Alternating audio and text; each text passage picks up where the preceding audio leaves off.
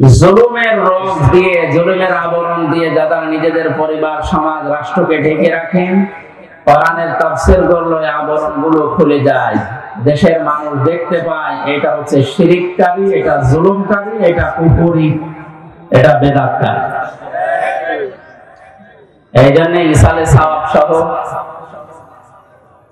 বিভিন্ন অনুষ্ঠান যেগুলো হয় 63 দিন ব্যাপী, কোন সমস্যা, খালি ঝামেলা হয় তাফসীরুল কোরআন মাহফিল লিখলে। কারণ জানে যে তাফসীর মাহফিল করলে আমি যে শিরকের, যে জুলুমের, যে কুফরের আবরণ দিয়ে ঢেকে অন্তত চলাফেরা করছে, এ খুলে যাবে। মানুষ তখন বুঝবে এই তো 2 নম্বর। এই জন্য ঝামেলা। তারপরে এটা না লিখে ওয়াজ মাহফিল লিখে দিতেন। আল্লাহ কোরআনে যে ওয়াজগুলো দিয়েছেন আমরা ওয়াজ করতাম, তাফসীরুল কোরআন মাহফিল লিখেছেন। সুতরাং আমাকে এই পোস্টার অনুযায়ী অন্তত তাফসীর করা লাগছে। আল্লাহ যেন আমাকে তৌফিক দেন, হেদায়েতমূলক কিছু কথা বলার, আপনাদেরকে শোনার তৌফিক দেন। জোরে বলেন আমিন। আমরা নবীর একটা হাদিস পড়েছিলাম।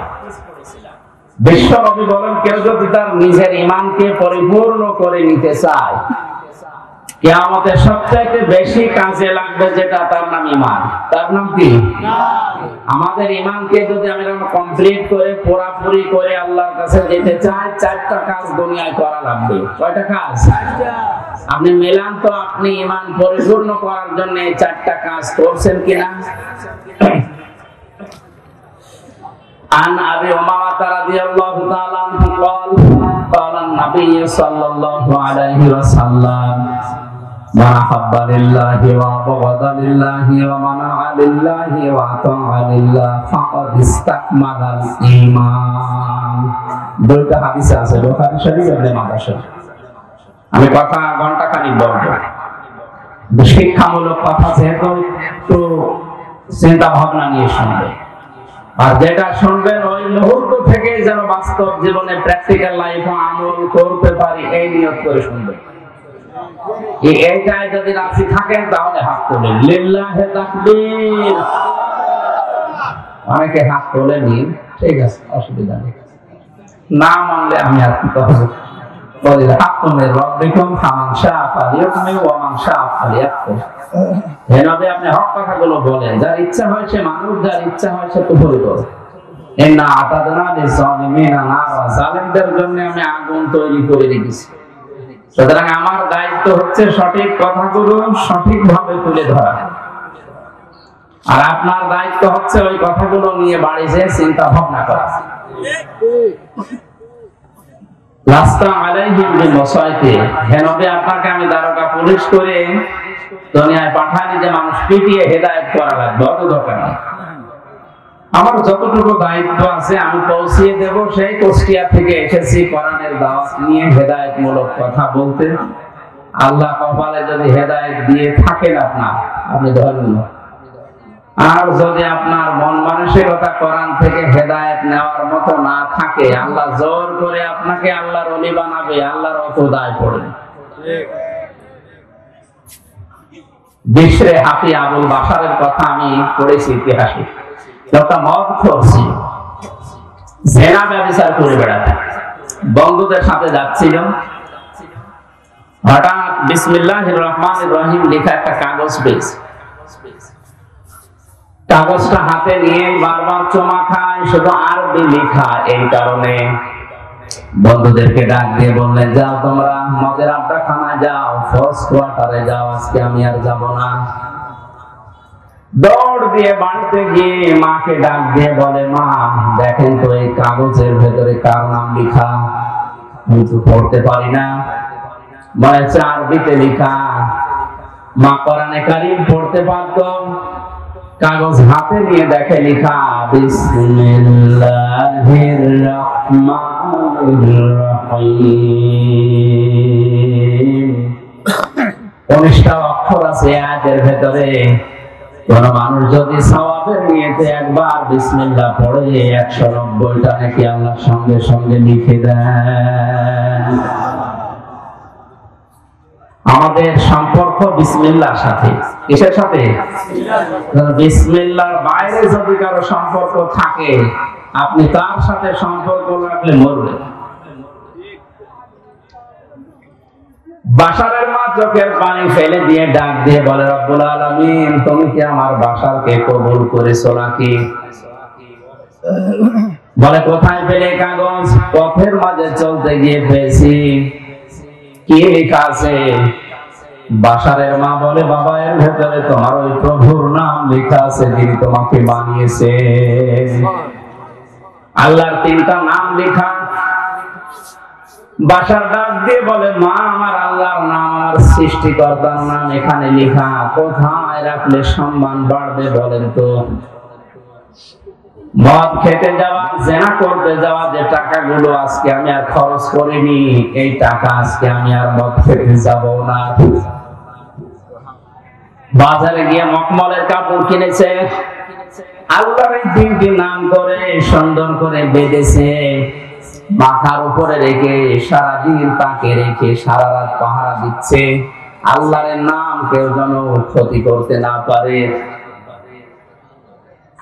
হঠাৎ তার ঘুম এসে গেছে, ঘুমের ভেতরে কে যেন ডাক দিয়ে বলছে, বাশার, পথের মাঝখান থেকে তুলে এনে আমার নামকে যেভাবে সম্মান দিলে, আমিও তোমার নামকে আজকে সাধারণ মানুষের ভেতরে আর না, আমার বিশেষ বিশেষ বান্দাদের সাথে আমার কোরআনে কারিমের আয়াতকে সম্মান দেওয়ার কারণে তোমার নামটা আমার বিশেষ বান্দাদের সাথে লিখে দিলাম। শুধুমাত্র বিসমিল্লাহ শরীফকে সম্মান দেওয়ার কারণে মহান আল্লাহ তার এই মনের দিকে তাকিয়ে কোরআনে কারিমের মাধ্যমে তার হেদায়েত দিয়ে এমন জায়গা পৌঁছিয়েছিলেন, বাশার বিশরে হাফিজ তিনি মস্ত বড় আল্লাহ ওলি পর্যন্ত হয়েছিলেন। আজ এই ময়দানে যারা কোরআনে কারিম আমরা শুনতে এসেছি, আপনার যদি মন তৈরি না হয় যে আমি ভালো হব, কোরআন থেকে হেদায়েত নেব, আল্লাহ জোর করে আপনাকে হেদায়েত দেবে, আমার আল্লাহর অত দায় পড়ে না। এখানে গুরুত্বপূর্ণ একটা কথা কয়েক মিনিটে বলি, মান ইত্তাবাআল হুদা বিগাইরিল কোরআন দাল্লাহুল্লাহ। ভালো করে শোনা,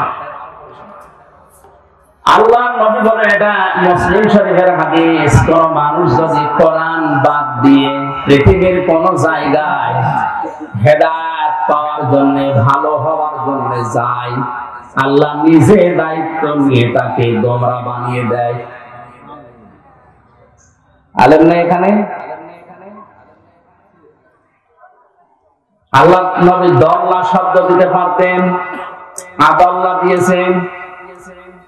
দল্লা শব্দের শাব্দিক অর্থ হচ্ছে নিজেই নিজেকে পথ ভ্রান্ত করা, নিজেই পথ হারিয়ে ফেলা। আর আদাল্লা শব্দের ভাবে ফাল থেকে আসার কারণে বাংলা অর্থ দাঁড়াবে আপনি নিজে হয়তো ভালো হওয়ার নিয়তে গিয়েছিলেন, কিন্তু কোরআনে কারীম, কোরআনের কর্মসূচি, কোরআনের নিয়ম নীতি সেখানে ছিল না। এজন্য আল্লাহ নিজে দায়িত্ব নিয়ে আপনাকে আল্লাহ নিজে আরো খারাপ বানিয়ে দেবে। এই হাদিস থেকে বাস্তব যেটা আমার এই চোখে ধরা পড়ছে, কোরআনে কারীম যেই দলে নেই, কোরআনে কারীম যেই দরবারে নেই, কোরআনে কারীম যেই পীরের কাছে নেই, ওখানে যদি কেউ ভালো হওয়ার নিয়তেও যায়, আল্লাহ নিজে তাকে খারাপ বানাবে। এই জন্য আদাল্লাহ শব্দ দিয়েছে। হেদায়েত দেওয়ার একচ্ছত্র মালিকানা নবীজির। কার? বলেন বলেন। তিনি যদি বলেন যে আমি তোকে নিজে গোমরা করে দেব, পথ ভ্রান্ত করে দেব, পথ ভ্রষ্ট করে দেব, কক্সবাজারবাসী বলেন কে আপনাকে হেদায়েত দিয়ে জান্নাতের পথ দেখাবে? বসে আল্লাহ। আপনি কোন জগতে আছেন ভালো করে শুনতে বলছি। শাব্দিক অর্থ এটা ভাবে ইফাল থেকে আসার কারণে আদাল্লাহুল্লাহ, আল্লাহ নিজে দায়িত্ব নিয়ে, তিনি ফাইল এখানে, তিনি কর্তা, নিজে দায়িত্ব নিয়ে আপনাকে গোমরা বানাবে, খারাপ বানাবে। আগে যদি বিড়ি না খেতেন, যেখানে কোরআন নেই ওখানে গেলে আপনি বিড়ি খাবেন। তার বাস্তব প্রমাণ আমার কুষ্টিয়া লালনের মাজার। কত মানুষ বিভিন্ন জেলা থেকে যায়, মনে করে যে আল্লাহর ওলি, অথচ কোরআন ওখানে চলে না। এই কথা বলেন না কেন? ওখানে মন মন গাঁজা পাওয়া যায়। আর অধিকাংশ মানুষ থাকে মানে উল্টা পাল্টা, নারী নিয়ে যা তা করে, এরপরে লাল পানি মানি খায়। একবার রাত 9টার সময় যে দেখে একজনকে দুধ খাওয়াচ্ছে, ভাই কি করে, এর গায়ে তো কোনো পোশাক আশাক নেই, পোশাক নেই, তা দেখি আল্লাহর ওলি, এর ভেতরে মাল আছে, মাল যা আছে তা তো দেখা যাচ্ছে।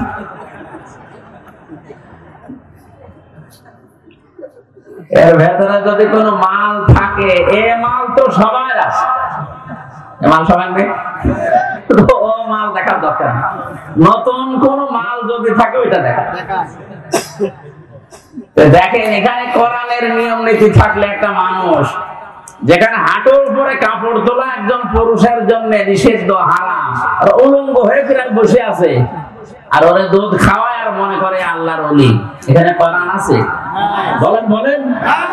অথচ মানুষ যারা যায় ভালো হওয়ার নিয়েতে অনেকে যায়, যে আল্লাহর ওলির দরবারে যাচ্ছে, যাওয়ার পরে দেখা যায় আরো খারাপ হয়। আগে যদি বিড়ি না খেত এখন বিড়ি খায়, আগে গাঁজা খেত না এখন গাঁজা খায়। এখানে আজকের এই ময়দান থেকে সিদ্ধান্ত নেওয়া লাগবে, কোরআন যেখানে নেই ওই দল যদি আমার বাবাও প্রতিষ্ঠা করে আমি ওখানে যাব না। যেই দরবারে কোরআন চলে না ও দরবার যদি আমার বাবার দরবার হয় তারপর আমি যাব না। যদি যায় আমাকে খারাপ বানিয়ে দেবে কে? এ দোষ কার? কারণ কোরআন নেই, তুই ওখানে গেলি কেন? শ্বশুরকে বাবা বলা জায়েজ আছে না নেই? আমরা তো বলেন কেন শ্বশুরকে বাবা বলতে সমস্যা কি? আজকেও তো শ্বশুর কল দিয়েছিলাম মাগরিবের পর, আমি বললাম আব্বা কেমন আছে, জায়েজ না থাকলে আমি বলতাম, কত আপনি আন্দাজে দিতেছেন না। তো শ্বশুরকে বাবা বলা জায়েজ আছে, কিন্তু নিজের বাবার সামনে যদি বারবার শ্বশুরকে বলেন আব্বা জান, আর এইটা কে আমি চিনি না, আমার বাবার রাগ হওয়ার সম্ভাবনা হবে না? কোরআন পাঠিয়েছে আল্লাহ হেদায়েত দেওয়ার জন্য, হাযা বায়ানুল লিন-নাস হুদা ওয়া মাউইযাতুল লিল মুত্তাকিন, যালিকাল কিতাবু লা রাইবা ফীহি হুদাল লিল মুত্তাকিন। এরকম বহু আয়াত কোরআনে আল্লাহ দিয়েছেন যে এটা হেদায়েতের কিতাব। মানিত্তাবাআল হুদা ফামান তাবিআ হুদায়া ফালা খাউফুন আলাইহিম ওয়া লা হুম ইয়াহজানুন। এরকম প্রায় 26টা আয়াত আছে কোরআনে কারীম, প্রমাণ করে যে আমি হেদায়েত দেওয়ার জন্য দুনিয়ায় এসেছি। সুতরাং নিজের বাবার সামনে শ্বশুরকে বাবা বলা জায়েজ আছে, তারপরও যদি বারবার বলেন বাবার মনে যেমন দুঃখ লাগার সম্ভাবনা আছে। কোরআন আল্লাহ পাঠালো হেদায়েত দেওয়ার জন্য, এইটা বাদ দিয়ে আপনি যার কাছে যাবেন আল্লাহ তখন আপনার বাবার মতো রাগ হবে, দেখি তোর ওই পীর কেমন করে হেদায়েত দেয়। এই জন্য অধিকাংশ দরবারে গেলে মানুষ আজ হেদায়েত পাওয়ার পরিবর্তে গোমরা হয়ে যাচ্ছে। চট্টগ্রামের মরহুম আব্দুল জব্বারের দরবারে গেলে সন্তানমণি কোরআন তুলে দিত, যে কোরআন পড়ো আল্লাহকে পেয়ে যাবে। ফুরফুরা শরীফের যারা পুরাতন পীর ছিল সেখানে গেলে মানুষ আগে বলতো যে কোরআন শরীফ তুলে দিলাম আল্লাহকে পেয়ে যাবেন, যান।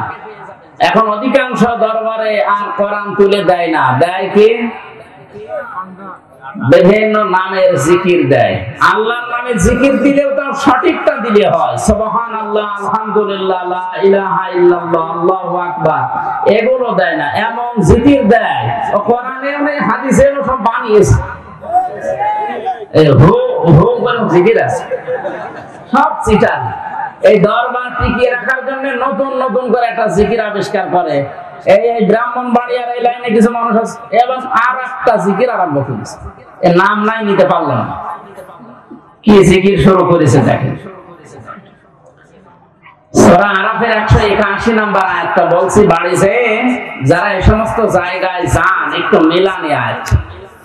ওয়ালিল্লাহিল আসমাউল হুসনা ফাদউহু বিহা وذروا الذين يلحدون في أسمائه سيجزون ما كانوا يعملون الله أكبر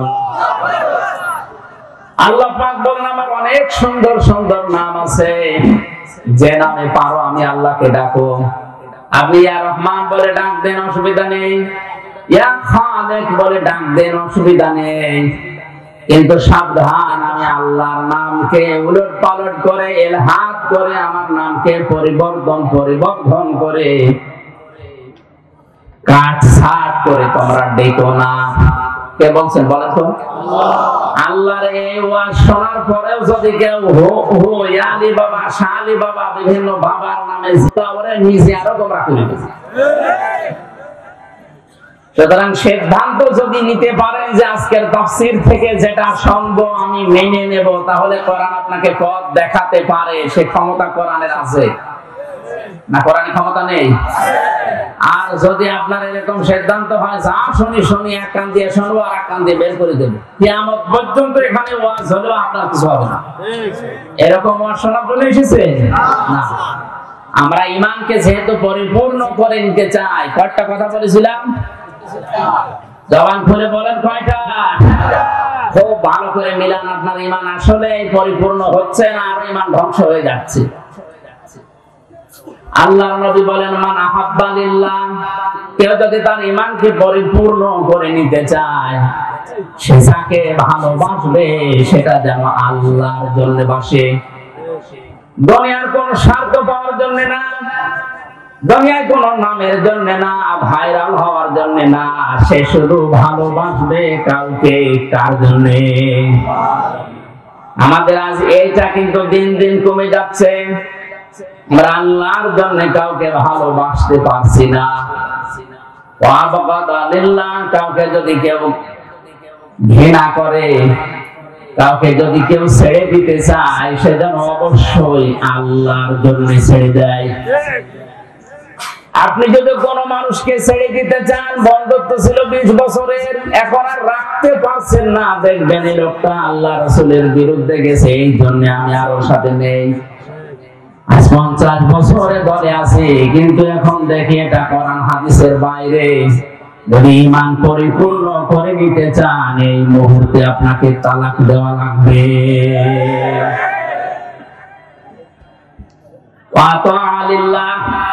কাউকে কিছু যদি দেন, দান করেন, হাদিয়াও দেন, এটা শুধু আল্লাহর জন্য দেওয়া লাগবে। আজ আমরা অনেক কিছু দিতেছি, দান করছি, কিন্তু সব দলীয়করণ এই লাইনে চলে গেছি। আমি যে ঈমান পরিপূর্ণ করে নেওয়ার জন্য আল্লাহর জন্য দেব, এই মন মানসিকতা আমাদের নষ্ট হয়ে যাচ্ছে। অমানা আলিল্লাহ, আপনি যদি নিষেধ করেন কাউকে দিতে, কাউকে দেবেন না, এটাও হওয়া লাগবে শুধুমাত্র আল্লাহর জন্য। নবীজি বলেন কথাগুলো যদিও ছোট ছোট, এই 4টা কথা যাদের মগজ আছে মাথায়, তাম দুনিয়া দেখবেন এর ভেতরে লুকিয়ে আছে। আমার তো মনে হয় এই 4টা কথাই নবীজি যা জানাতে চেয়েছেন, আমার যতদিন হায়াত আল্লাহ দিয়েছেন, আমি এই 4টা পয়েন্টের উপরে যদি কথা বলি আমার জীবন শেষ হয়ে যাবে। সব এর ভেতরে আছে। আপনি কাউকে ভালোবাসবেন আল্লাহর জন্য, কাউকে ঘৃণা করবেন আল্লাহর জন্য, কাউকে দান করবেন আল্লাহর জন্য, দান করা থেকে বিরত থাকবেন আল্লাহর জন্য, তবে দুনিয়া থাকে কি? এই 4টা গুণ যদি কেউ অর্জন করে, নবীজি বলেন ফাকাদ ইস্তাকমালাল ঈমান। এই আরবি গ্রামার যারা জানে, ফা ব্যবহার হয় 19টা অর্থে। কয়টা? এর 13 নাম্বার কায়দাতে আছে, বালাগাত মান থেকে দেখবেন। এই ফা ব্যবহার করার নিয়ম হচ্ছে আগের যে বর্ণনা নবীজি করছিলেন বা আপনি করছিলেন, এই কথাগুলো যদি কেউ মেনে নেয়, তাহলে পরের কথায় ফা দিয়ে গ্যারান্টি দেওয়া হচ্ছে। এরপরে আবার পদ আছে, পদ মানে নিশ্চয়, অবশ্যই। নবীজি বলেন ফাকাদ ইস্তাকমালাল ঈমান। এই 4টি গুণ যদি কেউ দুনিয়ায় অর্জন করে, ও যেন ওর ঈমানকে পরিপূর্ণ করে নিল। জোরে বলেন আল্লাহু আকবার। আমি সহ যারা শুনলাম, এখন থেকে এই হাদিসটার উপরে যেন আমল করতে পারি। নবীজি আল্লাহ তাওফিক দিন। জোরে বলেন আমিন। সূরা মুলক থেকে 2টা আয়াত পড়েছি। জবান খুলে তাফসীর শোনার নিয়তে, শয়তান যদি আশপাশে থাকে যেন চলে যায়। বলেন আউযু বিল্লাহি মিনাশ শাইতানির রাজীম। বিসমিল্লাহির রহমানির রহিম।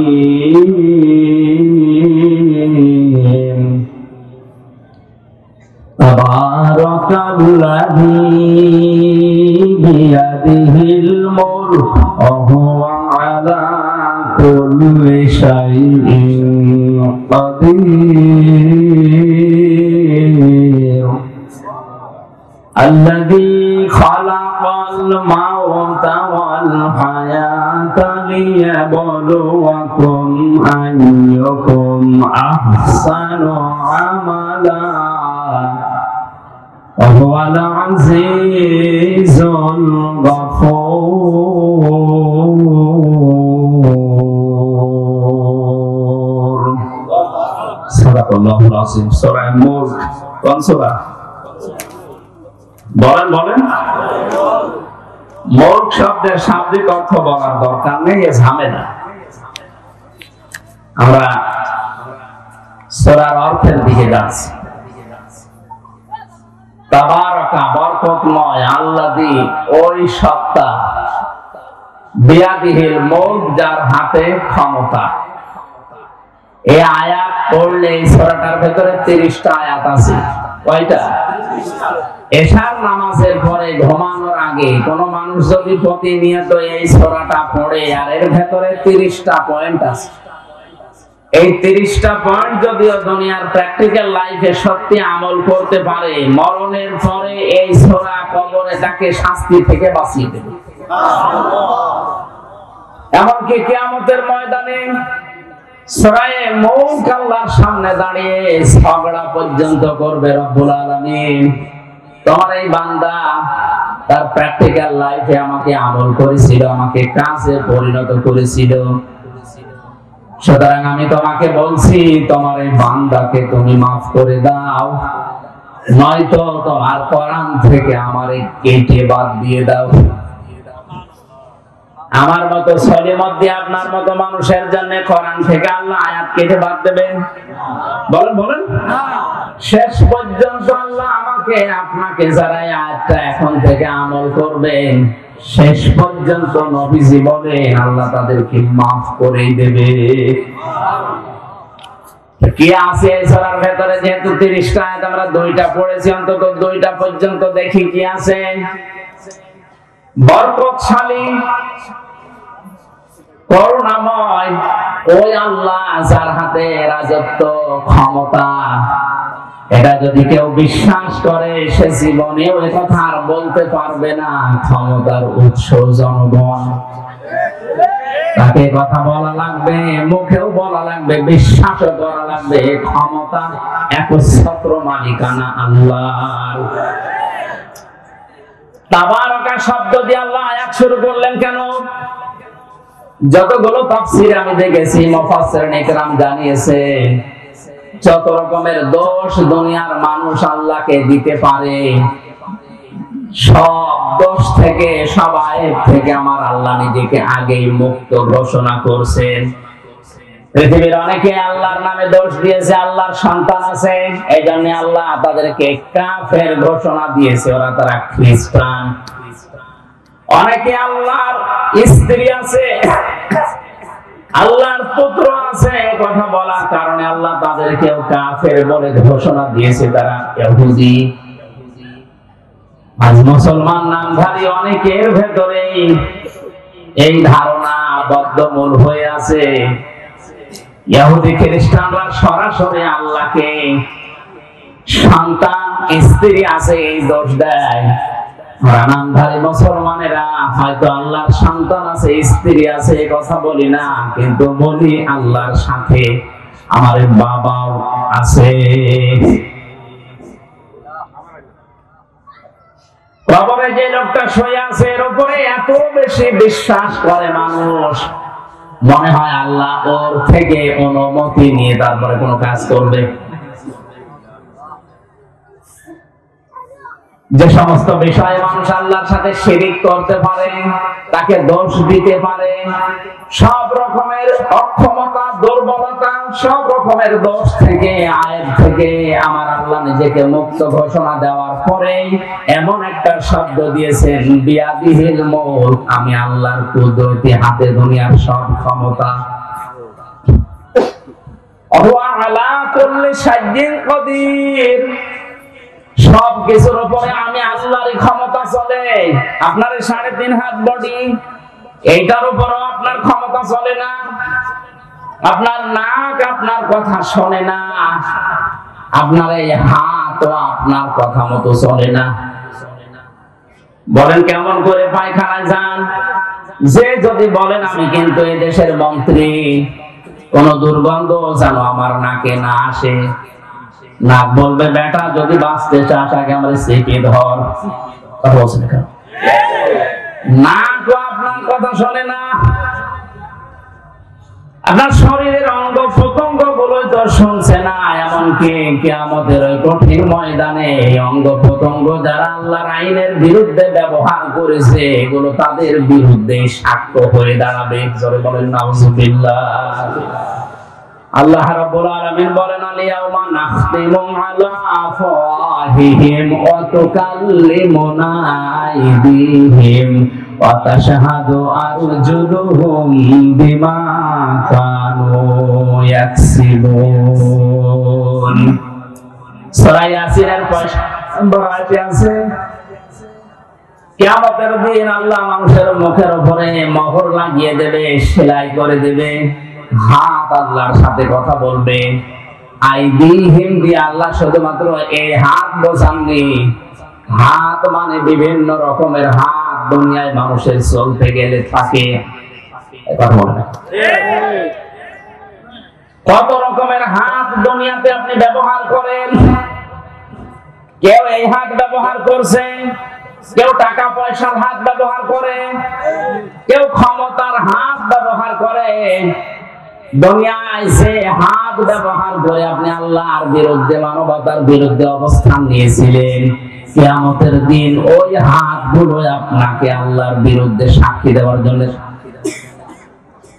আপনার বিরুদ্ধে আল্লাহর কাছে সাক্ষী দেওয়ার জন্য দাঁড়াবে।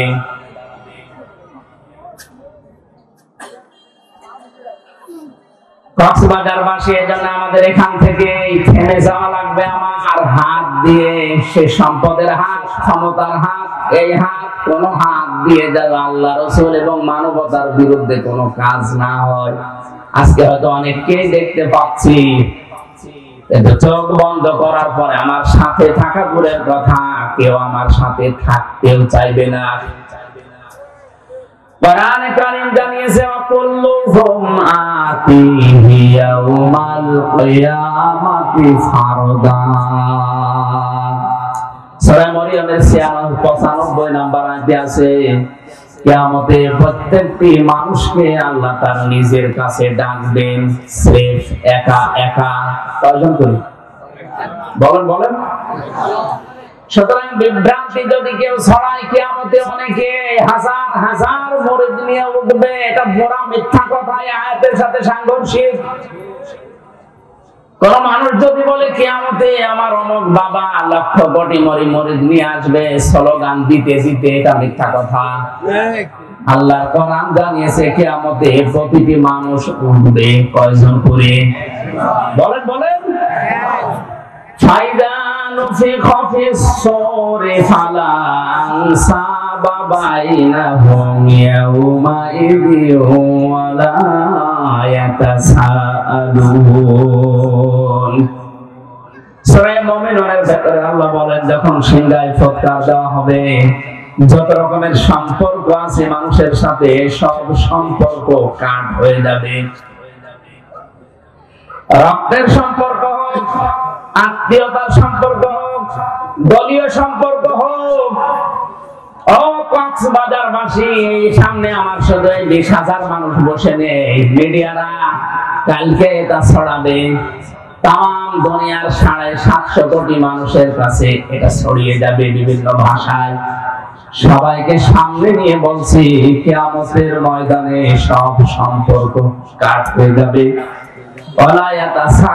এমনকি কেউ কারো সম্পর্কে কোনো প্রশ্ন করার সুযোগ পাবে না। পরিচয় থাকলেও পরিচয় দিতে চাইবে না, ভুলে যাবে। এই জন্য আমার এখন সাবধান হওয়া দরকার। আজকের এই মাহফিলে সচেতন হওয়ার জন্যই দিয়েছে আল্লাহ। যেহেতু সব কিছুর উপরে ক্ষমতাবান, তার দিকে ভরসা আমারে ঠিক ওই পরিমাণ করা দরকার। কথা বলেন ঠিক কিনা? আমার বাস্তব জীবনের কথা বলছি। আমার দুইটা মেয়ে আছে, একটা 10 বছর, একটা এই 3.5-4 বছর। বড়টাকে আমি উপরের দিকে ভাবে ছুড়ে মারলেও কান্নাকাটি করে, আর ছোটটারে উপরে তুললে ও যত উপরে তুলতে চায় তত আরো হাসে। বড়টা জানে যে আমার বাবা যদি উপরে আমার ছুড়ে মারে আমার ধরতে পারবে না, পড়ে গেলে আমার লাগবে, আমার ব্যথা লাগবে। আর ছোটটার ভেতরে এখনো পর্যন্ত বুঝ আসেনি, ওরে যত উপরে ছুড়ে মারি তত হাসে, কারণ ওর বিশ্বাস আছে আমার উপরে আমার বাবা যত উপরে মারুক না কেন নিচে হাত পেতে রাখবে।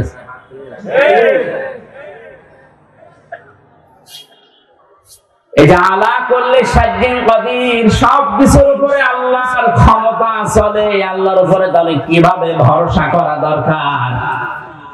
আমার মেয়ে ফারিহা জান্নাতের মতো ভরসা আমার উপরে যেভাবে করে, ওই ভরসা এখন আমাদের আল্লাহর উপরে নেই।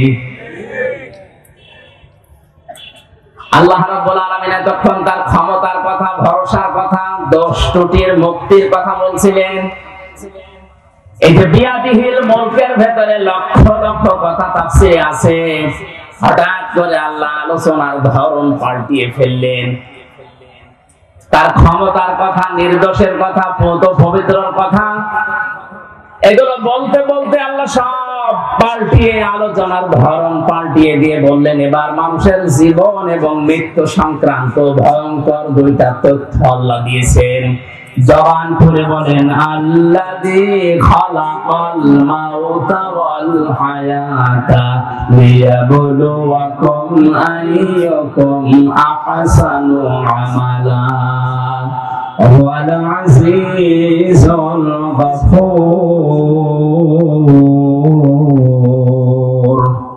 আজকে নতুন একটা তথ্য আয়াত থেকে আপনাদেরকে শোনাবো শেষের দিকে, এটা তাফসীর শেষ হোক। আল্লাহ রাব্বুল আলামিন হঠাৎ আলোচনার ধরন পাল্টিয়ে এবার বলতে আরম্ভ করেছেন, আল্লাযী খালাকাল মাউতা, তিনি কিন্তু ওই আল্লাহ যিনি দোষত্রুটি থেকে মুক্ত, যার হাতে ক্ষমতা, যার সব ক্ষমতার মালিক যিনি, তিনি তোমাদের মউত আর হায়াত সৃষ্টি করেছেন। আমাদের মউত আর হায়াত বানিয়েছেন কে? আয়াতের সর্বপ্রথম শব্দ কিন্তু আল মাউতা, মাউত দিয়ে। দ্বিতীয় নম্বরের শব্দ আল হায়াতা, আল্লাহ আগে হায়াত না বানিয়ে মউত আগে বানিয়েছেন। মুফাসসিরিন ইকরাম লিখেছেন, দুনিয়ার মানুষ এই কথা মনে প্রাণে 100 ভাগ বিশ্বাস করো যে তুমি আর যাই করো না কেন মরা লাগবে। পৃথিবীতে বহু নাস্তিকের জীবনী আমি পড়েছি, সালমান রুশদি সহ ডক্টর আহমেদ শরীফ, কত নাস্তিক যারা আল্লাহকে পর্যন্ত বিশ্বাস করেনি, কিন্তু এই কথা তারা বিশ্বাস করে বলতে বাধ্য হয়েছে যে মরা লাগবে। কি করা লাগবে? 6665টা আয়াত পর্যন্ত অনেকে অস্বীকার করেছে, এখনো করছে, ভবিষ্যতেও করতে পারে। একটা মাত্র আয়াত কেউ অস্বীকার করেনি, করতেও পারবে না কিয়ামত পর্যন্ত। কুল্লু নাফসিন যায়িকাতুল মাউত সুম্মা ইলাইনা তুরজাউন। আল্লাহ পাক বলেন, অবশ্যই সবাইকে মরা লাগবে, ফিরে আসা লাগবে আমি আল্লাহর কাছে। কার কাছে? মাউতা শব্দ আল্লাহ দিয়েছেন। তাফসীরে আমি মাউতের ধরন পেয়েছি, মানুষের মরণের যন্ত্রণা পেয়েছি প্রায় 10 রকম। মরণের পরে অধিকাংশ মানুষের এই আকৃতি আর থাকবে না, কোরআন জানিয়েছে ইউরাফুল মুজরিমুনা বিসিমাহুম ফায়ুখাযু বিন নাওয়াসি ওয়াল আকদাম। জবান খুলে কোরআনের আয়াত বলেন ফাবিআই আলা'i রাব্বিকুমা তুকাযযিবান। কিয়ামতের ময়দানে পাপিষ্ঠদেরকে আমি আল্লাহ জিজ্ঞাসা করব না, ও হামজা এই কাজ করেছিলে না? দুনিয়ার মানুষ আমরা দেখি আদালতে, এই 3টা বছর আমি জেলখানায় ছিলাম, যতবার আদালতে গেছি সাক্ষী নেয়, এমনকি আমাকেও বিচারক জিজ্ঞাসা করে আপনার নামে এই অভিযোগ আপনি করেছেন কিনা। আমি নিজে যেহেতু জানি না, উকিল যারা দাঁড়ায় তাদের কথাও শুনে বিশ্বাস পাই না, শেষ পর্যন্ত আমারে জিজ্ঞাসা করে আপনি এই অপরাধ করেছেন কিনা। আল্লাহ পাক বলেন মানুষের এই বিচার ব্যবস্থার আমি আল্লাহর বিচার সম্পূর্ণ আলাদা। যেহেতু বিচারক ওই জায়গায় ছিল না, ওর অতীত বর্তমান ভবিষ্যৎ কিছু জানা নেই, এই জন্য জিজ্ঞাসা করি না এটা করেছেন কিনা, আমি আল্লাহর সব জানা আছে। এই জন্য কাউকে তার পাপের কথা আমি জিজ্ঞাসা করব না, ওর শরীরের ভেতরে ওই চিহ্ন ফুটিয়ে তুলবো। তাফসীরে 10 প্রকার মানুষের নাম আমি পেয়েছি। অনেক মানুষ মরণের পরে তার চেহারা পাল্টিয়ে কুকুরের মতো হয়ে যাবে। আপনি যত সুন্দর করে কাফন দাফন দিয়ে উপরে ফুলের পাহাড় লাগিয়ে দেন, ভেতরে আল্লাহ তার আকৃতি কুকুর বানিয়ে দিয়েছে। কুকুরের চেহারা হবে কাদের? তাফসীরে আছে, মুফাসসিরিন کرام জানিয়েছেন দুনিয়ায় কুকুরের স্বভাবকে, একটা কুকুরকে আপনি খাবার দেবেন, যা দিয়েছেন, ও যদি মরণ পর্যন্ত খায় তাও শেষ হবে না। পাশেরটা যদি কিছু দেন হামলা দেবে। এই কথা বলছেন। কুকুরের এই চরিত্র, এই স্বভাব আজ বাংলাদেশে অনেকের ভেতরে আছে। নিজের যা সম্পদ আছে, যা উপার্জন করেছে, ও যদি মরণ পর্যন্ত খায় তাও শেষ হবে না, এরপরেও মানুষ একটা হামলা দেয়। এ ধরনের মানুষ দিন দিন কমে যাচ্ছে। 15-20 বছরে আরো বেড়েছে। নিজের যা আছে আমার মনে হয় ওর 14 বংশ কোনদিন শেষ হবে না খেয়ে, এরপরেও পাশেরটায় হামলা দেয়। আল্লাহর কসম, কোরআনে কারীমের সূরা রহমানের এই আয়াত থেকে বলছি, মরণের পরে আপনার আকৃতি থাকবে না, যদি থাকে তাহলে কোরআনের এই আয়াত মিথ্যা হয়ে যাবে। এখন বলেন না কেন? এখানে সমস্যা আছে। এই যে ইউটিউবার যারা আছে, এই যে ভিডিও করছেন, এই কথাটা মনে হয় কাট করে কালকে ছেড়ে দেবে যে হুজুর কোরআন মিথ্যা হয়ে যাবে, এই কথা বলছি।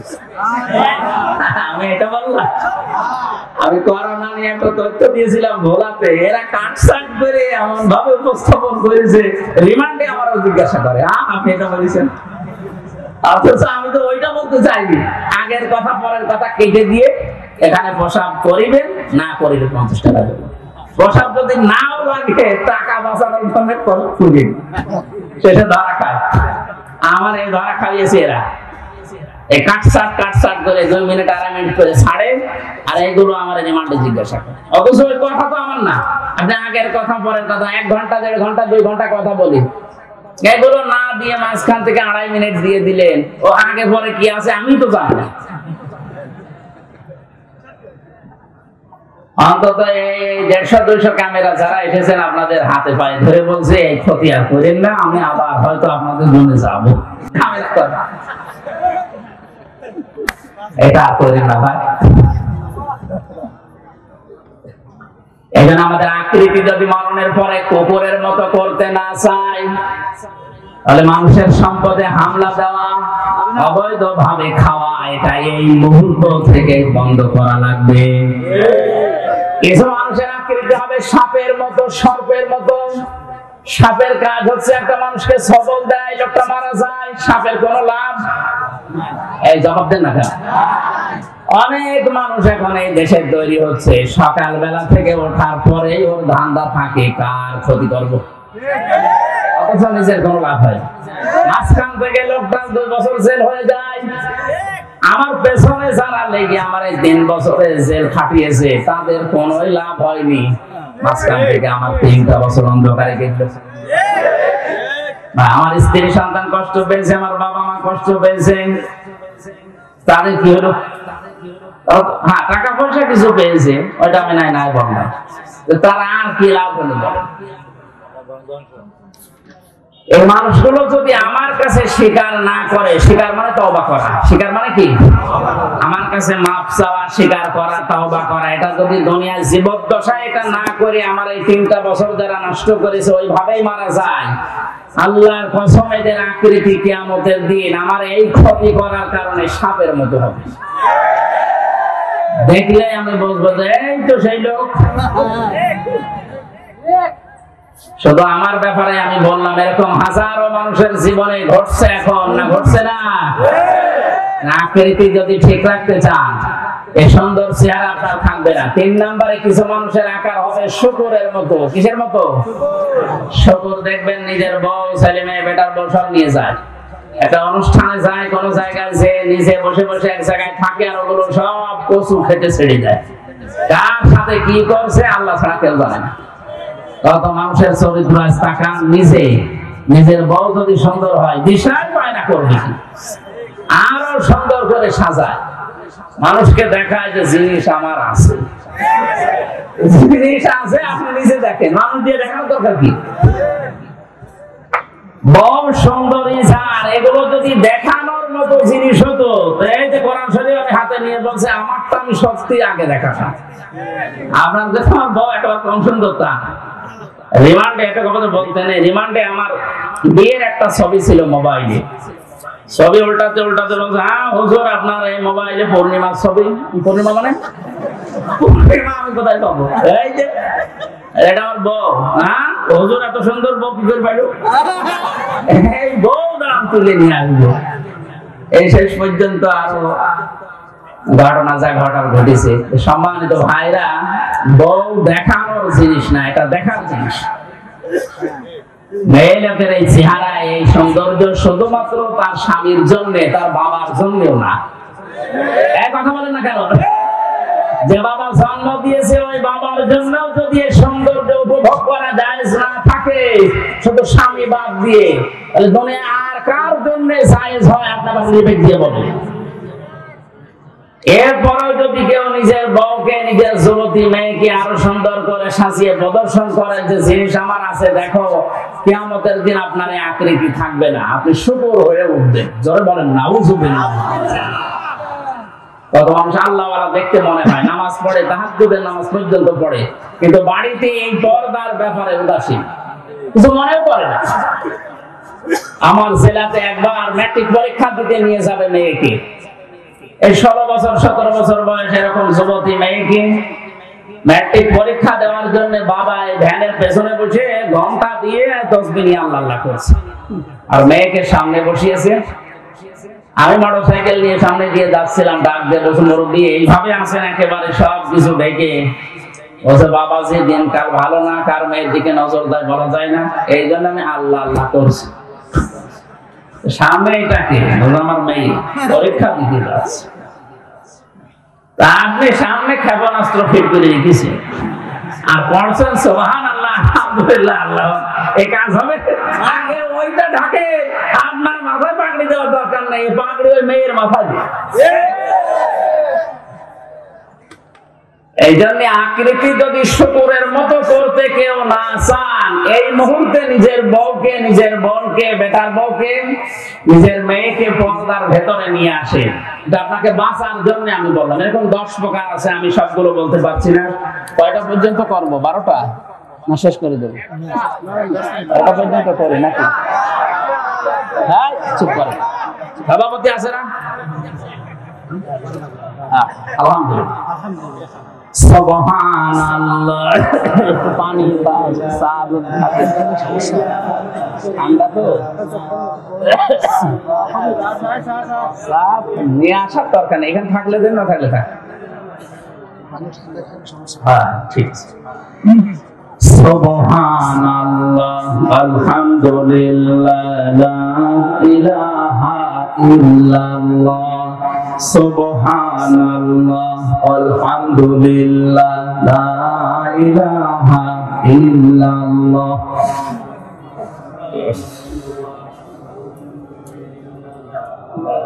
আমি জিকির করতে বললাম নাকি খাজা বাবা বলতে বলছি? আপনারা তো পুরুষ মানুষ, মহিলা প্যান্ডেল আছে না, ওই জায়গায় যদি যে বলতাম যে জিকির করেন, ওরা এমন আওয়াজ দিত এটা কি দিন গোনাও ছিল। আমরা মহিলা প্যান্ডেলের জিকিরের চট্টগ্রাম বিভাগে বিভিন্ন জায়গায় হয়, এগুলো দেখেছি। জিকির করতে বললাম, আপনারা জায়গায় যা জিকির করছেন এখানে পুরুষ মানুষ আছে তো? দেখেন তো আগে, দেখেন দেখেন দেখেন পুরুষ নেই, জিকির করেন সুবহানাল্লাহ।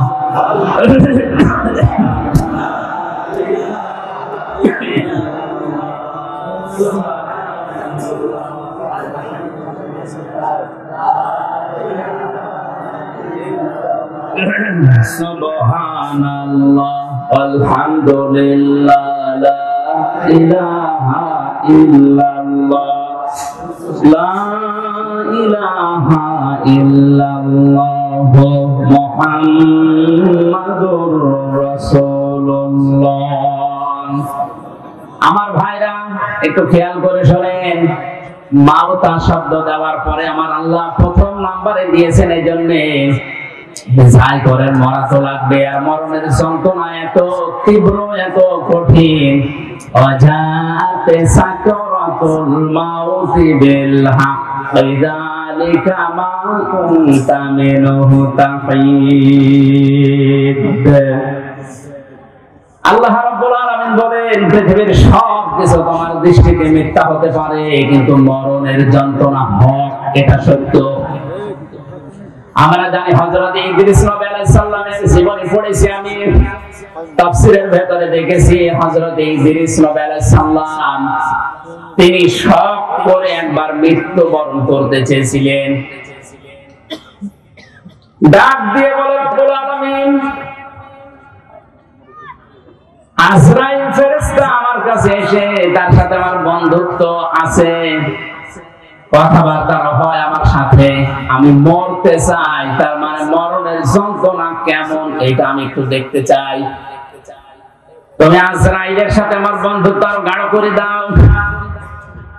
আল্লাহ রাব্বুল আলামিন কোন বিষয়ে যদি সিদ্ধান্ত নেন, বলেন কোন ফায়াকুন, সঙ্গে সঙ্গে হয়ে যায়।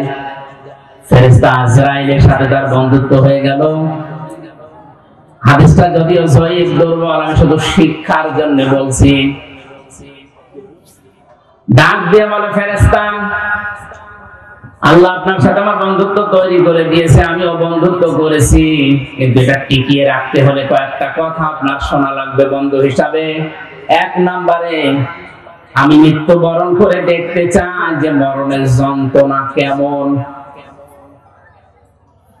ফেরেশতা বলে, রব্বুল আলামিন কার কাছে পাঠিয়েছো বন্ধুত্ব করার জন্য?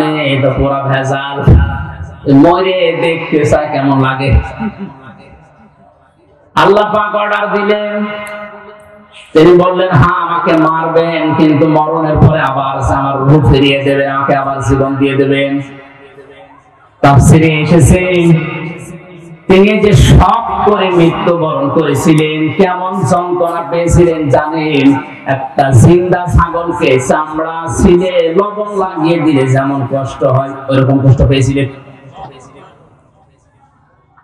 পৃথিবীর সর্বশ্রেষ্ঠ মানুষ যিনি, আল্লাহর পরে যার স্থান, আমাদের নবী মুহাম্মদ রাসূলুল্লাহ সাল্লাল্লাহু আলাইহি ওয়াসাল্লাম, তিনিও মরণের যন্ত্রণা থেকে রেহাই পাননি।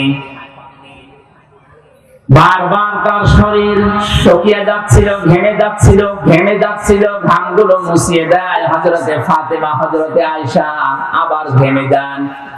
মরণের যন্ত্রণা যখন শুরু হয়ে গেছে, হযরতে আজরাইল তার দরজায় এসে কড়া নাড়া দিয়েছেন। ফাতেমা তো জোহরা দরজায় যাওয়ার পরে দেখলেন বিশাল আকৃতির একজন দাঁড়িয়ে আছে। ভয়ে দৌড় দিয়ে বাবার কাছে আসলেন, ডাক দিয়ে বলে, বাবা এমন একটা মানুষকে দেখলাম জীবনে ওর আগে আমি দেখি নাই। এর মাথা আকাশের দিকে, পা জমিনের সাথে, এত উঁচা এত লম্বা। নবীজি চোখের পানি গড়িয়ে পড়ল, ডাক দিয়ে বলে, মা ফাতেমা, এটা দুনিয়ার কেউ না, এটা তোমাকে এসেছে এতিম বানাতে, এটা ফেরেশতা আজরাইল, আসতে দাও। সালাম দেওয়ার পরে ভেতরে প্রবেশ করলেন, ডাক দিয়ে বলে, ইয়া রাসূলুল্লাহ, আল্লাহ পাক আমাকে পাঠিয়েছেন দুইটা খবর পাঠানোর জন্য। আপনি যদি যেতে চান আমি নিয়ে যাব, যদি না যেতে চান আপনি থাকতে পারবেন। নবীজি বললেন, আজরাইল, আমি যদি থাকতে চাই কতদিন থাকতে পারবো? ফেরেশতা বলে, হ্যাঁ, আপনি যতদিন ইচ্ছা ততদিন থাকতে পারবেন। তারপরে কি? মরা লাগবে। তারপরে কি? কারণ হচ্ছে আল্লাযী খলাকাল মাউতা, আল্লাহ সর্বপ্রথম বানিয়েছেন মউত। আপনি আল্লাহর প্রিয়, আল্লাহর বন্ধু, আল্লাহর দোস্ত, আল্লাহর হাবিব, সব ঠিক আছে। আপনি যতদিন থাকতে ইচ্ছা করেন ততদিন থাকতেও পারবেন, কিন্তু ফাইনাল কথা, মরা লাগবে। নবীজি বললেন, আজরাইল, মরায় যদি লাগে তাহলে নশ্বর দুনিয়ায় থেকে আমার আর লাভ নেই। মহান আল্লাহ যদি আমার অপেক্ষায় অপেক্ষমান থাকে তাহলে আমাকে নিয়ে চলো। আজরাইল বলেন, আমি শুধু হাতটা তার বুকের উপরে রাখলাম। বিশ্বনবী ডাক দিয়েই বললেন, আজরাইল, তাড়াতাড়ি তোমার হাত আমার বুকের উপর থেকে সরাও, মনে হচ্ছে উহুদ পাহাড় আমার বুকের উপরে রেখে দিয়েছো। কক্সবাজারবাসী বলে, যে লোকটা জীবনে কোনোদিন হাত তুলে মোনাজাত করলে আল্লাহ ফেরত দেওয়া দূরের কথা, মনের ভেতরে আকাঙ্ক্ষা আসলে যার দোয়া কবুল হয়ে গেছে। যোহরের নামাজ পড়ছিলেন তিনি বাইতুল মুকাদ্দাসের দিকে। 2 রাকাত নামাজ হওয়ার পরে আকাশের দিকে তাকিয়ে মনের ভেতরে একটা আকাঙ্ক্ষা এসেছে, আল্লাহ 16 থেকে 17 মাস পর্যন্ত আজ এই বাইতুল মুকাদ্দাসের দিকে আমি নামাজ পড়ছি। আমার মনটা খুব বেশি চায় আমি যদি কাবা শরীফের দিকে ঘুরে নামাজ পড়তে পারতাম তাহলে আমার মন আরো তৃপ্ত হয়ে যেত। নামাজের ভেতরে ওহী নাযিল করে দিলেন আল্লাহ পাক, قد نرى تقلب وجهك في السماء فلنولينك قبلة ترضاها فول وجهك شطر المسجد الحرام। হে নবী, আপনি আকাশের দিকে মুখ উত্তোলন করেছিলেন, আমি কিন্তু বুঝতে পেরেছি যে আপনার মনে কি চাই। আপনার মন চাই এই 16-17 মাস নামাজ পড়লেন বাইতুল মুকাদ্দাসের দিকে, কাবার দিকে মন চায় নামাজ পড়তে। জোহরের নামাজের বাকি 2 রাকাত আর মুকাদ্দাসের দিকে পড়া লাগবে না, নামাজের ভেতরে আপনি ঘুরে বাকি রাকাত কাবার দিকে পড়েন। এই জন্য এই মসজিদকে কিবলাতাইন বলা হয়, 2 কিবলার মসজিদ। একই নামাজ আল্লাহর নবী 4 রাকাত পড়েছিলেন, 2 রাকাত বাইতুল মুকাদ্দাসে, 2 রাকাত কাবার দিকে। বলেন যে লোকটা শুধু মনের ভেতরে কামনা বাসনা আসলেই কবুল হয়ে যায়, আকাশের তারকা দেখে, চাঁদ দেখে হাত আঙ্গুল দিয়ে ইশারা দিলে 2 টুকরা হয়ে যেত। 5 জমিন থেকে তুললে ওটা সঙ্গে সঙ্গে আরশে চলে যেত। এত বড় পাওয়ার ছিল, সম্মান ছিল যার। এই লোকটার মরণের যন্ত্রণা যদি আজরাইলের হাত রাখার পরে এমন তীব্র হয়, আমাদের কিছুই হবে না।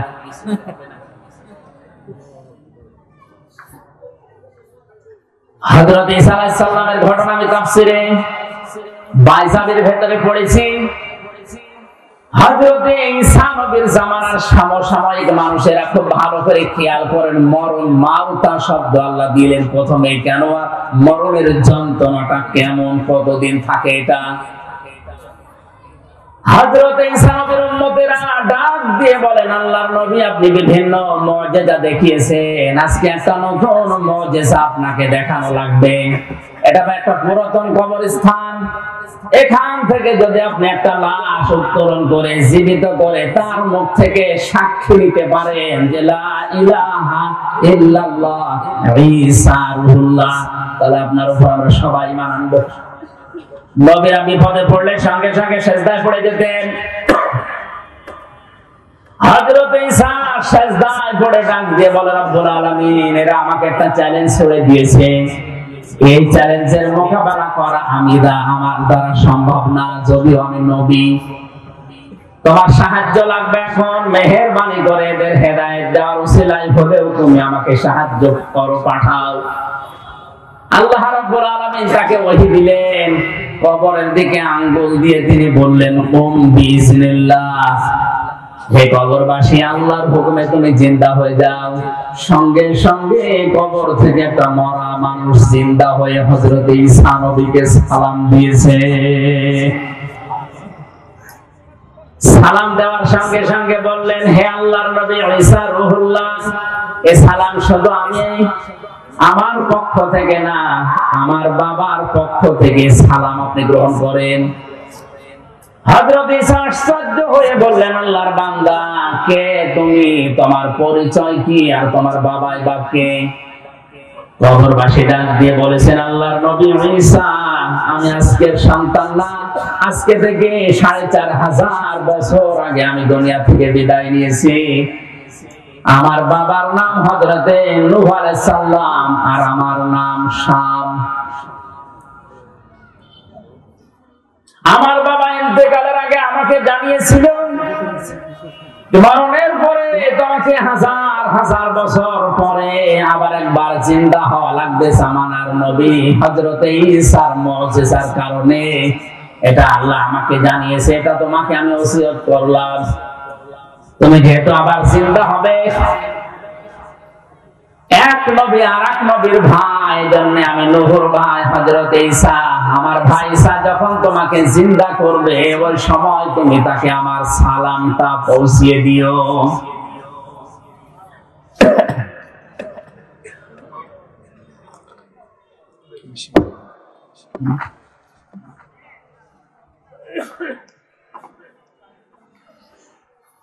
হযরত ঈসা রূহুল্লাহ আশ্চর্য হয়ে বললেন, শাম, তুমি ৪৫০০ বছর কবরে আছো, কিছু আশ্চর্য কথা আমার একটু শোনাও। শাম বলে, ঈসা রূহুল্লাহ, হে আমার চাচা যান, কারণ এক নবী আর এক নবীর ভাই, এই হিসাবে আপনি আমার বাবার ভাই, আপনি আমার চাচা। আপনাকে আমি দুটা সত্য কথা আমার জীবন থেকে শোনাচ্ছি। তাফসীরে বাইজানি মুফাসসির লিখেছেন, ১ নম্বরে তিনি বলেছিলেন, আল্লাহর নবী ঈসা আমার চাচা।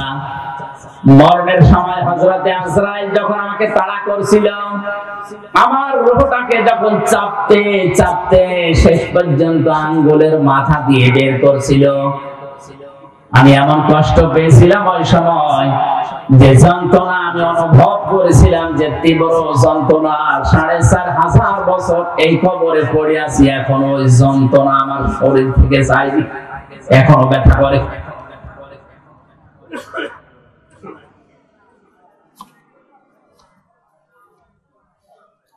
দ্বিতীয় নম্বরে, কবে কিয়ামত হবে আমিও জানি না।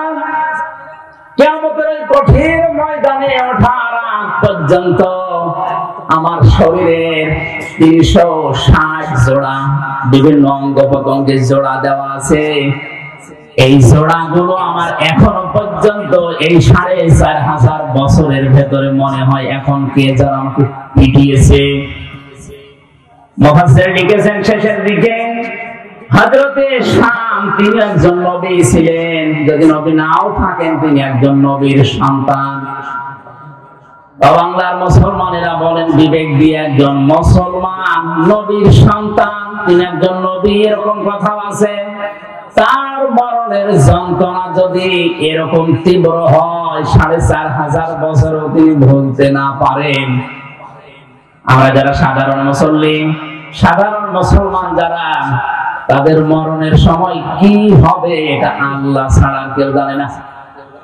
এই জন্য এই মরণের যন্ত্রণা থেকে কেউ যদি রেহাই পেতে চায়, নবীজি ওই সময় আজরাইলকে বলেছিলেন, ভাই, মরণের যে যন্ত্রণা সব আমার বুকের উপরে তুমি এখনই শুরু করে দাও, কিন্তু আমার এতিম উম্মতদেরকে তুমি কিছু বলবা না। আজরাইল বলেছিলেন, না, এটা কথা দিতে পারলাম না, কিন্তু একটা কথা আপনাকে আমি দিতে পারি, কোরআনে কারীমের 6666 আয়াতের ভেতরে সূরা বাকারার 255 নম্বর আয়াত যদি আপনার উম্মতেরা ফরজ নামাজ শেষ করার পরেই পড়ে, আয়াতের ভেতরে আল্লাহর 10টা ক্ষমতার কথা আছে। কয়টা? বলেন বলেন। এই 10টা ক্ষমতা যদি ওর প্র্যাকটিক্যাল লাইফেও মেনে চলে, আমি আজরাইল কথা দিলাম মরণের সময় ওর কোনো শাস্তি যন্ত্রণা হবে না। মানুষ মায়ের বুকে দুধ খেতে খেতে যেভাবে ঘুমিয়ে যায় বাচ্চারা, ঠিক আমি ওইভাবে ওর জীবন কবজ করব। যে সান্তনা থেকে নবীজি পর্যন্ত রেহাই পেলেন না, হযরতে শাম রেহাই পাননি, কেউ এই সান্তনা থেকে বাদ যায়নি। সেখানে যে ফেরেশতা আজরাইল কবজ করবে জান, সেই যদি বলে যে আমি মাফ করে দেব, শাস্তি দেব না, এই আমলটা করলে শুধুমাত্র ফরজ নামাজের পরে আয়াতুল কুরসিতে 10টা ক্ষমতার কথা আল্লাহর আছে, এটা বিশ্বাস করে মনে প্রাণে প্র্যাকটিক্যাল লাইফে দেখাবেন আর প্রতি 5 ওয়াক্ত নামাজের পরে একবার করে পড়বেন। আমার মনে হয় মরণের যন্ত্রণা থেকে বাঁচার জন্য এই আয়াতটা আমল করার দরকার আমাদের আছে না নেই? আল হায়াত দিয়েছেন আল্লাহ। হায়াত 5 প্রকার। কয় প্রকার? 1 নাম্বার হায়াত হচ্ছে আলমে আরওয়াহ, রূহের হায়াত বা রূহের জগৎ।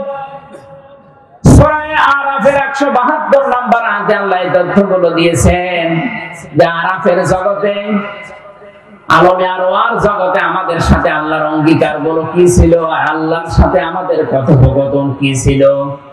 2 নম্বর হায়াত হচ্ছে হায়াত আলমে বতুন, মায়ের পেটের জগৎ, 6 মাস থেকে 10 মাস 10 দিন পর্যন্ত।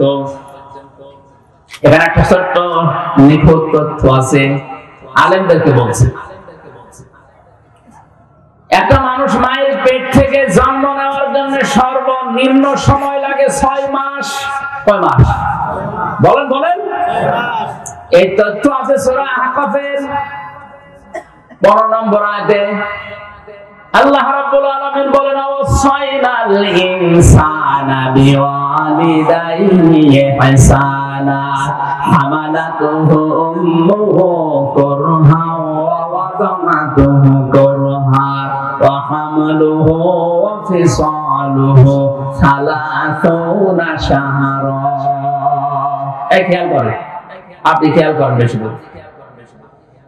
আল্লাহ পাক বলেন, পৃথিবীর যত মানুষ আছে যে ধর্মই পালন করুক না কেন, প্রতিটি মানুষকে আমি আল্লাহ সৃষ্টিকর্তা হিসাবে আদেশ করলাম, নসিহত করলাম, অর্ডার দিলাম, তারা যেন তাদের মা বাবার সাথে ভালো আচরণ করে। এই আচরণ করার দায়িত্ব আল্লাহ দিয়েছেন শুধু মুসলমানদের। বলেন বলেন।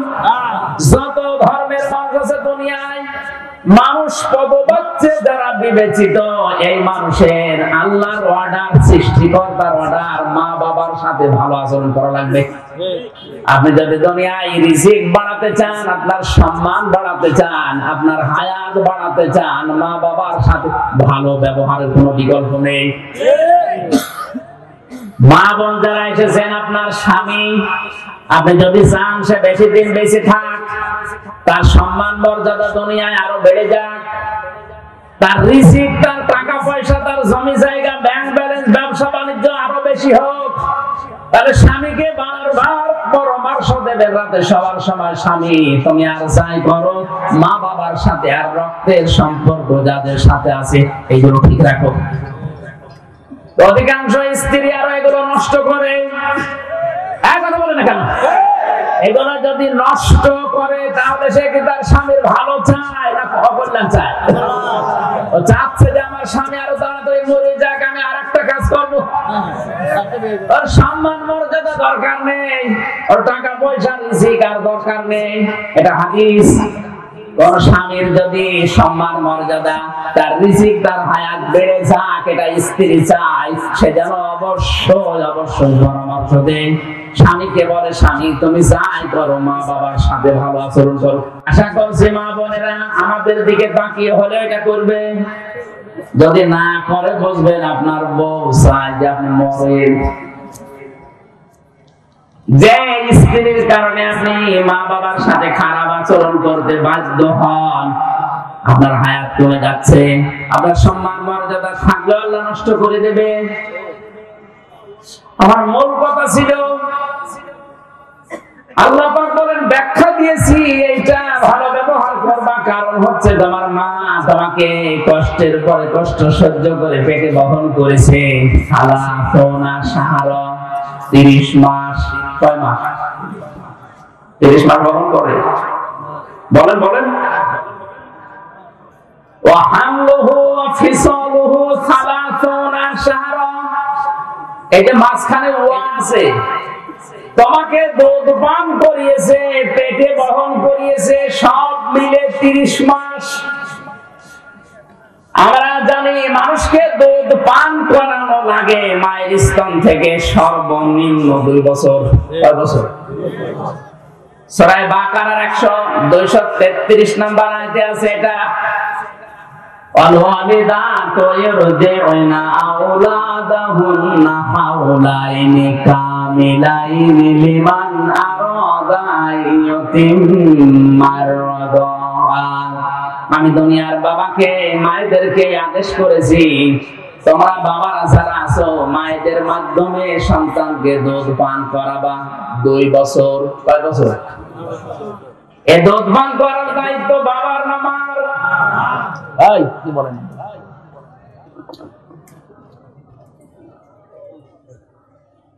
ইয়ারদিউনা আওলাদাহুন্না হাওলাইনি কামিলাইনি ইউতিম্মার রাদাআ। শব্দটা মুজারিন, মুআন্নাস না, এটা হচ্ছে মুযাক্কার শব্দ, পুরুষের জন্য আল্লাহ ব্যবহার করেছেন। এই আয়াত দ্বারা বোঝা যায় দুধ পান করার দায়িত্ব বাবার। বাবা টাকা পয়সা খরচ করে হলেও মাকে দিয়ে এই দায়িত্ব পালন করাবে। মা যদি দুধ পান না করায় মায়ের গুনাহ হবে না। বাবা যদি টাকা পয়সা দিয়ে খরচ করে হলেও সন্তানকে বাঁচিয়ে রাখার জন্য মাকে দিয়ে দুধ পান করায়, এটা বাবার দায়িত্ব। মা দায়িত্বটা পালন করে দেয়, টাকা পয়সা না নিয়ে, এটা আমাদের উপরে হিসাব।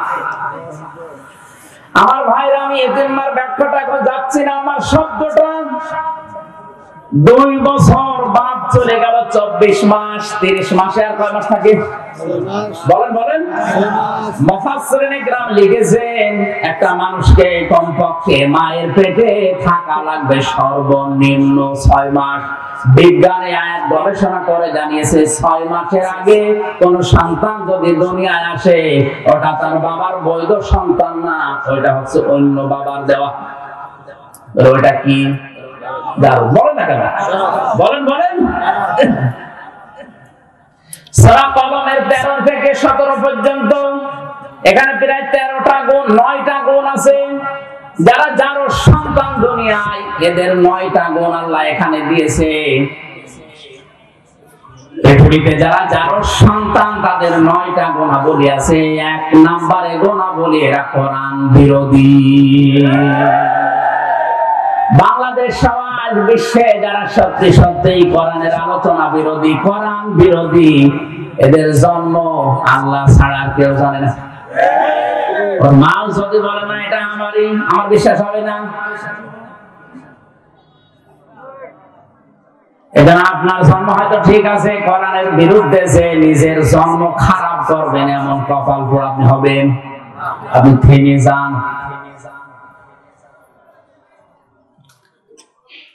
মায়ের পেটের ভেতরে জন্য 6 মাস থাকাই লাগবে। এক একটা শব্দে লক্ষ লক্ষ কথা আছে, আমি খুব তাড়াতাড়ি সংক্ষেপ করছি। 3 নম্বরে আলমে দুনিয়া, এই যে জগতে আমরা আছি, 60, 70, 80 বছরের হায়াত।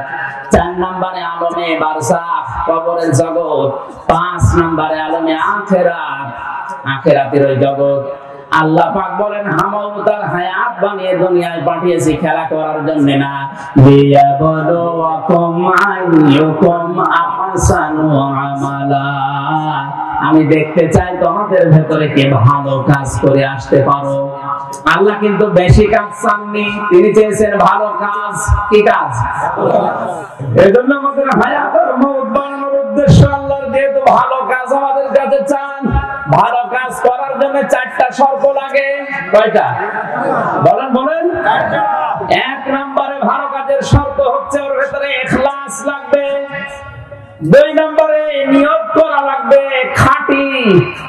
খালেস নিয়ত হওয়া লাগবে, 3 নম্বরে ধৈর্য থাকা লাগবে, 4 নম্বরে ওই কাজ করতে হলে আপনাকে ইলম অর্জন করা লাগবে, জ্ঞান লাগবে।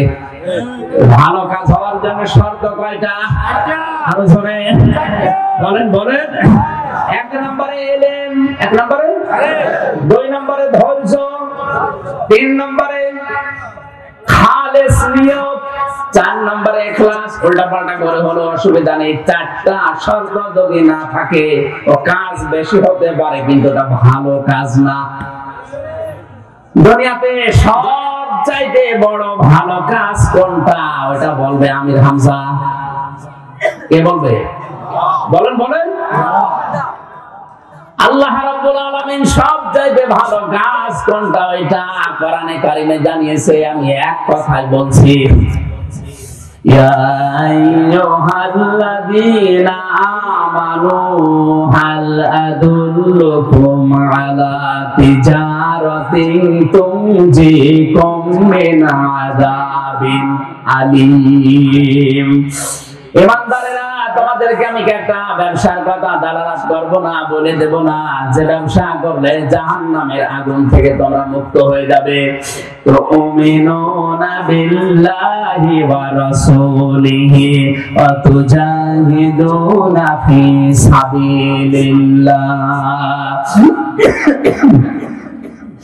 বিআমওয়ালিকুম ওয়া আনফুসিকুম। এ পর্যন্ত শেষ। একটু ভালো করে খেয়াল করবেন, ভালো কাজ কোনটা? ওটাকে আমির হামজা বলছে না আল্লাহ বলছে? তোমরা বিশ্বাস করবে আল্লাহর প্রতি, রাসূলের প্রতি, আর এই বিশ্বাসের দাবি অনুযায়ী জান আর মাল দিয়ে আল্লাহর দ্বীনকে জমিনে কায়েম করার জন্য জিহাদ করা লাগবে। এটা ভালো কাজ। কে বলছেন? যালিকুম খায়রুল লাকুম। এইটাই ভালো কাজ। এইটাই বলেন বলেন। এইটাই ভালো কাজ। আল্লাহ রাসূলকে আমরা যারা বিশ্বাস করি, এই দাবি অনুযায়ী জান আর মাল যাদের আছে, আমাদের একটাই টার্গেট হওয়া লাগবে, কি করে আল্লাহর জমিনে আল্লাহর দ্বীন কায়েম হয়। এইটাই ভালো কাজ। ইন কুনতুম তা'লামুন, যদি তোমরা জানো। আল্লাহ পর্যন্ত বলে শেষ করে দেননি। আল্লাহ রাব্বুল আলামিন বলেন হুয়াল আজিজুল গফুর। আমি কিন্তু আজিজ, আমি গফুর। আজিজ কাদের জন্য আর গফুর কাদের জন্য? আজিজ হচ্ছে আমি আল্লাহ তাদের জন্য যারা এই ভালো কাজটা শোনার পরেও দুনিয়ায় করে না, তাদের জন্য আমি শক্তিশালী, আমি মহাশক্তিধর। তারা আমার শক্তি সম্পর্কে জানে না। তাদের রক্তের ভেতরে 5 প্রকার ক্যান্সার আমি আল্লাহ দিতে পারি, যে কোনো এক প্রকার লাগিয়ে দিলে বাহাদুরি শেষ হয়ে যাবে। আমি কি 2 নম্বরে আমি গফুর। আমি কাদের জন্য গফুর? আল্লাহর জমিনে আল্লাহর দ্বীন কায়েম করতে গিয়ে যদি ভুল ত্রুটি হয়েও যায়, আপনার কর্ম পদ্ধতি যদি ভুলও হয়ে যায়, আপনার কাজ কারবার যদি কোনো ত্রুটিপূর্ণ থাকে, আমার আল্লাহ গফুর নামের খাতিরে মাফ করে জান্নাতে দিয়ে দেবেন। আল্লাহ এই আয়াত দুটো বাস্তব জীবনে আমাদের আমল করার তৌফিক দেন। আমিন। বারাকাল্লাহু লানা ওয়া লাকুম ফিল কোরআনিল আযীম। মুনাজাতটা করছি মুসাফির অবস্থায় করে যান। সভাপতি সাহেব সালাম দেবেন আপনাদেরকে, একটু বসেন। একটু সালাম দেওয়ার পরে আমি মুনাজাত করে দিছি। 12টা বাজতেছে, প্রায় তাহাজ্জুদের সময়। ক্যামেরা একটু বসেন বসেন। এখানে বলেন, তাড়াতাড়ি বলেন। ঠান্ডা হয়। সম্মানিত উপস্থিতি, আমাদের মাহফিলের সমাপ্ত পর্যায়ে এখন সংক্ষিপ্ত বক্তব্য রাখবেন আজকের মাহফিলের সম্মানিত সভাপতি আতিকুল্লাহ কোম্পানি, সভাপতি 1 নম্বর আওয়ামী লীগ কক্সবাজার পৌরসভা।